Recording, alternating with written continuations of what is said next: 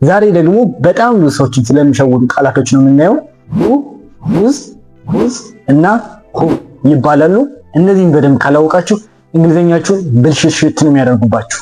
በተለይ መጨረሻ ላይ የምናያት ሁ በጣም ሸዋጭ ቃል ናት። grab a pen, take notes and stay to read። መጀመሪያ ከቀላሉ እንጀምር። ሁ ትርጉሙ ማን ማለት ነው። ማን። ይህ ትኩረቱ ማን ሲል ሳብጀክቱን ነው የሚያመለክት። ሳብጀክት ማለት ድርጊት የሚያደርገው አካል ማለት ነው። ሳብጀክት ሲባል ሰማላችሁ? ዋናው ርዕሱ ማለት ነው ሳብጀክቱ ይባላል። ሰው ድርጊት የሚያደርገው ነገር ሳብጀክት ይባላል። ሂ ሊሆን ይችላል፣ ሺ ልትሆን ይችላለች፣ ዘይ ሊሆን ይችላል። እነዚህ በሁ ነው የሚተኩ። ለምሳሌ ማን የሚደውልልህ በሉ እስኪ። who's calling you? who's calling you? ማን የሚደውልልህ ለማለት ነው። ምክንያቱም is calling ስላል ድርጊቱ እየተካሄደ ነው ማለት ነው። ከአም is are በኋላ verb ing ከመጣ ድርጊቱ እየተካሄደ ነው ማለት ነው። ሌላ ምሳሌ ማን ነው ይሄን ቡና ያዘጋጀው ማለት ብትፈልጉ who made this coffee? who made this coffee? who made this coffee? ይህን ቡና ማን ነው ያዘጋጀው ለማለት ነው። መልሳችንን he made እያልን ማለት እንችላለን። ድርጊት አድራጊውን ነው እየገለጸ ያለን ማለት ነው። ዛሬ ማታ ፒዛ የሚፈልግ ማን ነው ማለት ብትፈልጉ who wants pizza tonight? who wants pizza tonight? tonight ማለት ዛሬ ማታ ማለት ነው። እዚህ ጋር ለምን who wants ሳል የሚል ጥያቄ ሊፈጥርባችሁ ይችላል።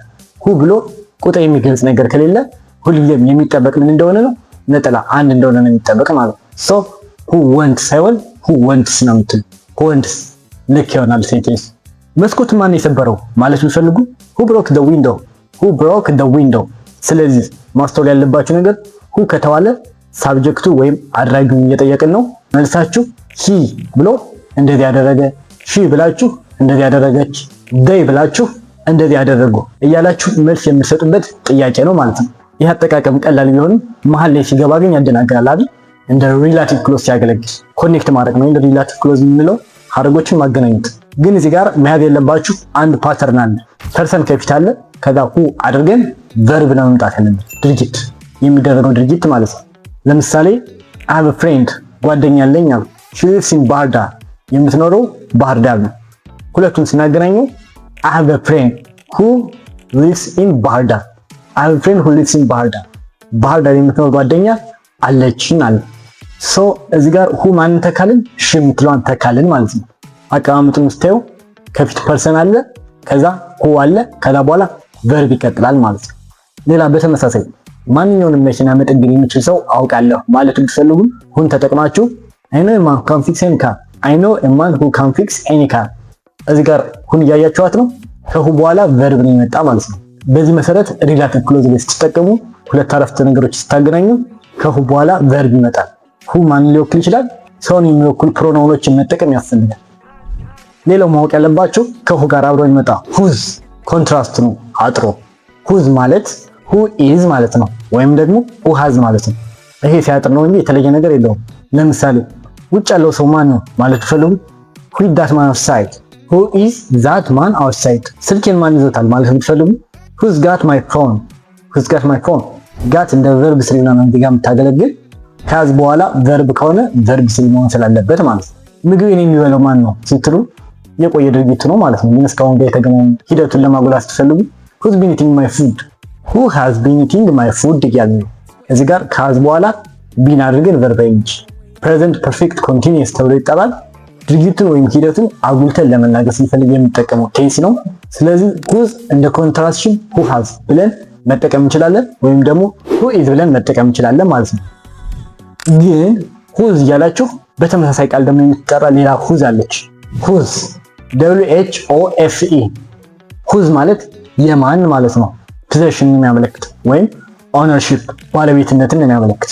ጥያቄ ላይ ባለቤቱ ማን ነው እያላችሁ ለመጠየቅ ስትፈልጉ የምትጠቀሙት WH ቃል ነው። ለምሳሌ ይህ ቦርሳ የማን ነው ማለት ቢፈልጉ whose bag is this ትላላችሁ። whose bag is this? this ማለት ይህ ማለት ነው። የማን ቦርሳ ነው? ስለዚህ whose ማን ነው ከለ ባለቤትነቱ የማን እንደሆነ እየጠየቀ ነው። ቦርሳው ያለ ራቅ ብሎ ቢሆን ደግሞ ያ ቦርሳ የማን ነው ማለት ቢፈልጉ whose bag is that? whose bag is that? ብዙ ቦርሳዎች ቢሆኑ ደግሞ ተሰብስበው አንድ ላይ ቢሆኑ ደግሞ እነዚህ ቦርሳዎች ማን ነው ማለት ብትፈልጉ እንትላላችሁ whose bag are this? whose bag are this እንላለን። ብዙ ስለሆኑ are ተጠቀም are whose bag are this። ግን ራቅ ብለው የተቀመጡ ቢሆኑ whose bag are those? whose bag are those ትላላችሁ። እነዛ ቦርሳ የማን ናቸው ለማለት ነው። እግረ መንገዳችንን እነዚህን ቃላቶች ማወቅ ስለሚያስፈልጉ ነው።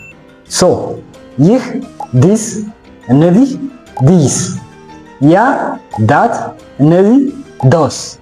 እንደዚህ አድርጋችሁ ያዟቸው። ወደ ነገራችን ስንመለስ ሁዝ የማን ማለት እንደሆነ አይተናል። ባለቤትነት ነው የሚያመለክት። ሌላ ምሳሌ እንይዝ። ሐሳቡ የማን ነበር ማለት ብትፈልጉ ሁዝ አይዲያ ወዝ ኢት፣ ሁዝ አይዲያ ወዝ ኢት። ሐሳቡ የማን ነበር ማለት ነው። በየተራ ምግብ የምታበስሉ ቢሆንና ምግብ ማብሰል የማን ተራ ነው ማለት ብትፈልጉ ሁዝ ተርን ኢዝ ኢት ቱ ኩክ፣ ሁዝ ተርን ኢዝ ኢት ቱ ኩክ። ማብሰል የማን ተራ ነው እያላችሁ ሁዝ ብለን ተጠቀም፣ የማን ለማለት ነው። መርሳት የሌለባችሁ ነገር ግን ሁዝ ከተባለ በኋላ የማን ማለት አይደል። መልሳችሁ ማን ነው የሚሆነው? ሂዝ የሱ፣ ሀር የሷ፣ ማይ የኔ፣ አወር የኛ፣ ዴር የነሱ፣ ዮር ያንተ አይነት መልስ ነው የሚኖራችሁ ማለት ነው። ኦልራይት አሁን ሁዝ እንደ ባለቤትነት እንደሚያገለግል አይተናል። ግን እንደ ሪላቲቭ ክሎዝ ሲሆንስ? ቅድም ከሁ በኋላ ቨርብ ነው የምንጠቀም ብለናል። እዚህ ጋር ደግሞ ከሁዝ በኋላ ናውን ነው የምንጠቀም። ንብረትነቱ ምን እንደሆነ ለመግለጽ ከፊቱ ናውን አድርገን ነው የምንጠቀም። ለምሳሌ አይ ሜት ኤ ቦይ ልጅ አገኘው። ሂዝ ፋዘር ዘ ፓይለት አባቱ ፓይለት ነው። እነዚህን ሁለቶች አንድ ላይ ስናደርጋቸው አይ ሜት ኤ ቦይ ሁዝ ፋዘር ኢዝ አ ፓይለት፣ አይ ሜት ኤ ቦይ ሁዝ ፋዘር ዘ ፓይለት አባቱ ፓይለት የሆነ ልጅ አገኘሁ እያልን ነው። ባለቤትነቱ ምንድነው? ልጁ ፓይለት የሆነ አባት አለው ማለት ነው። ሶ ከሁዝ በኋላ ማንን ተጠቀም? ናውን የተጠቀም ስም አባቱ የሱ እንደሆነ ለመግለጽ ማለት ነው ባለቤት። ሌላ ምሳሌ መኪና የሰረቀባት ሴት ይህች ናት ማለት ብትፈልጉ that's the woman whose car was stolen፣ that is a woman whose car was stolen። ከሁዝ በኋላ ማንን ተጠቀም? ናውን የተጠቀም ካር ባለቤት ናት። የሰረቀ መኪናው ናት ባለቤት። አሁን መኪና የላትም ተሰርቋል። የተሰረቀው መኪና ግን ባለቤት ናት። ሶ as a relative clause ከሁዝ በኋላ ናውን ተጠቀሙ። አሁን መጨረሻ ላይ ደርሰናል። ይቺ ሸዋጭ ቃል ናት ሁሉ። ምን ማለት ነው? ማንን ማለት ይሆናል? ለማን ይሆናል? ከማን ይሆናል? ከማን ጋር ለማለት ይሆናል? አጠቃቀሟ እንዴት ነው የሚለውን መለየት ያስፈልጋል። ሁም የምታገለግለው ልክ እንደ ሳብጀክት ሁና ሳይሆን ልክ እንደ ኦብጀክት ሆና የምታገለግለው ድርጊት ተቀባይ ናት። በምሳሌ ስናያት ግልጽ ትሆናለች። ማንን አየህ ማለት ስትፈልጉ whom did you see፣ whom did you see። እዚህ ጋር ሁ ብታስገቡ ስህተት ነው የምትሆኑ። ሁም ነው መግባት ያለበት። ሁም ትላንትና ማን አገኘህ ማለት ብትፈልጉ whom did you meet yesterday፣ whom did you meet yesterday። ይሄንን ታውቃላችሁ። ከዲድ በኋላ ቤዝ ቨርብ መጠቀም ስላለብን whom did you meet ነው የምትሉ እንጂ ሜት አትሉ፣ ሚት ነው የምትሉ። ትናንትና ማንን አገኘህ እያላችሁ ነው። ሶ እዚህ ጋር whom ማን ስትባሉ መልሳችሁ ማን ነው የሚሆን? I met him እሱን አገኘሁት፣ I met her እሷን አገኘሁት፣ I met them እነሱን አገኘኋቸው። እንዴት መልስ ነው የምንሰጥ ማለት ነው whom ተብሎ ከተጠየቀ። ሌላው whom ሸዋጅ የሚያደርገው ደግሞ ከፕሪፖዚሽን ጋር ይመጣል። ማለትም ከፎር ጋር፣ ከዊዝ ጋር፣ ከቱ ጋር፣ ከፍሮም ጋር እየመጣ እንጠቀመዋለን። ሁም ማንን ማለት ነበር አይደል? አሁን ደግሞ ከፍሮም ጋር ስንጠቀመው ከማን ይሆናል ትርጉሙ። ለምሳሌ ከማን ያገኘው ማለት ሲፈልጉ whom did you get it from፣ whom did you get it from ከማን ማለት ነው። ድርጊት ተቀባዩ ማን ሊሆን ይችላል? ከሱ፣ from he፣ ከሷ፣ from her፣ ከነሱ፣ from them እያልን እንጠቀማለን ማለት ነው መልሳችንን። ሌላው ደግሞ ሁምን ከዊዝ ጋር አብረን እንጠቀመዋለን። ዊዝ እዚህ ጋር ደግሞ ትርጉሙ ምን ይሆናል? ከማን ጋር ይሆናል ማለት ነው። ከማን ጋር ነው የምትጓዘው ማለት ብትፈልጉ whom are you traveling with፣ whom are you traveling with ከማን ጋር ነው የምትጓዘው እያላችሁ ነው። by the way ዊዝ መጨረሻ ላይ ነው ያለች፣ ፊት ማምጣት ትችላላችሁ። with whom are you traveling ማለት ትችላላችሁ። ነገር ግን በጣም ፎርማል ይሆንባችኋል ንግግሩ።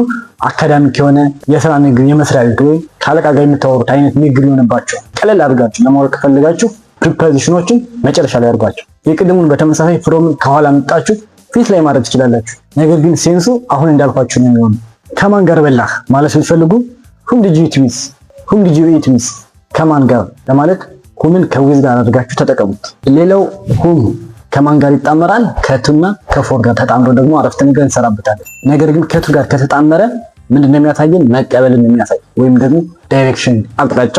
ከፎር ጋር ከተጣመረ ደግሞ ከፎር ጋር ፐርፐስ ወይም ቤኔፊት መሆን አለበት። ዓላማ ወይም ደግሞ ጥቅም ያለው አረፍተ ነገር ከሆነ ፎር ሁም አድርገን እንጠቀማለን ማለት ነው። በምሳሌ ይህንን ደብዳቤ ለማን ነው መስጠት ያለብኝ ማለት ብትፈልጉ whom should I give this letter to፣ whom should I give this letter to ይህንን ደብዳቤ ለማን ነው መስጠት ያለብኝ እያላችሁ ነው። እዚህ ጋር ስለ ደብዳቤ የሚቀበለው ሰው እያወራል። መቀበል የሚያሳይ ስለሆነ ሁምን ከቱ ጋር ተጠቀምነው ማለት ነው። ፎር ከሆነ ደግሞ ጥቅም ወይም ዓላማ ብለናል። whom does she work for ለማን ነው የምትሰራው እያልን ነው። እዚህ ጋር ለማን ነው የምትሰራ ብንልም ምንድነው ይመጣልን በአእምሯችን? ጥቅም እንዳለው መስራቷ ጥቅም እንዳለው ያሳያል። ለጥቅም ሲሆን ፎር እንጠቀማለን። መቀበል ሲሆን ደግሞ ቱ አድርገን ከሁም ጋር አንድ ላይ እንጠቀመዋለን ማለት ነው። በጣም አሪፍ።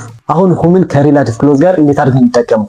ሁም ቅድም ካየናቸው ከሁና ከውዝ ለየት የሚያደርገው ፉል ስቶፕን ያጠፋና እንዳለ በመሃል ላይ የሚገባ የሁም ፓተርን ልክ እንደ ኖርማል ሴንቴንስ ሁሉ ከሁም በኋላ ሳብጀክት ቨርብ አለ።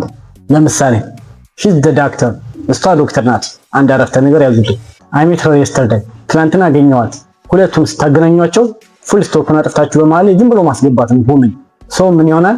ሺዝ ዘ ዶክተር ሁም አይ ሜት የስተርዴይ፣ ትናንትና ያገኘኋት ልጅ ዶክተር ናት እያሉ ከሁም በኋላ ሳብጀክት ቨርብ እንደ ኖርማል ሴንቴንስ ነው የምንጠቀመው ማለት ነው። ስናየው አረፍተ ነገሮች ሁም ድርጊት ተቀባይ ስለሆነ የማን ድርጊት ነው የሚቀበል? የሳብጀክቱ። ሳብጀክት ደግሞ ድርጊት አድራጊ ነው። ከዛ ከሳብጀክት በኋላ ቨርብ፣ ሁም ሳብጀክት ቨርብ።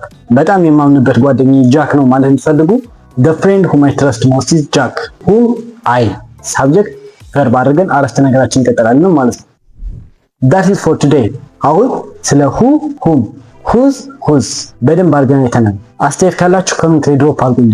ይሄ ቪዲዮ ጠቃሚ ከነበረ የእናንተ ላይክ እና ሰብስክራይብ እየጠበቀ ነው። Thanks for watching. Learning English with confidence. God bless Ethiopia።